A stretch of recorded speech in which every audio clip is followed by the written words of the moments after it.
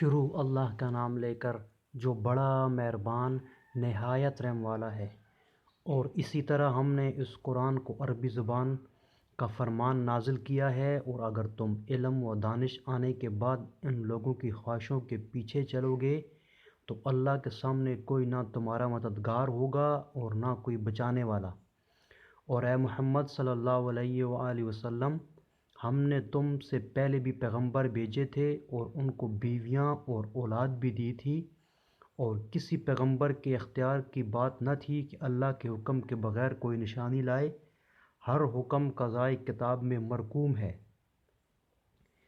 اللہ جس کو چاہتا ہے مٹا دیتا ہے اور جس کو چاہتا ہے قائم رکھتا ہے، اور اسی کے پاس اصل کتاب ہے۔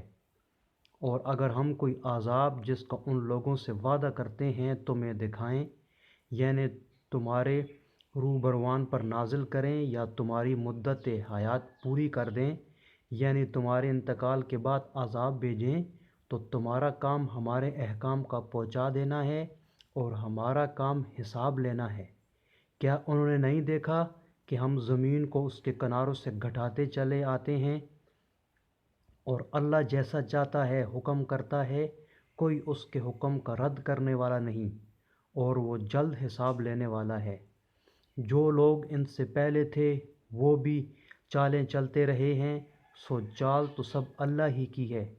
ہر متنفس جو کر رہا ہے وہ اسے جانتا ہے، اور کافر جلد معلوم کریں گے کہ عاقبت کا گھر یعنی انجام محمود کس کے لیے ہے۔ اور کافر لوگ کہتے ہیں کہ تم اللہ کے رسول نہیں ہو۔ کہہ دو کہ میرے اور تمہارے درمیان اللہ اور وہ شخص جس کے پاس کتاب آسمانی کا علم ہے گواہ کافی ہے۔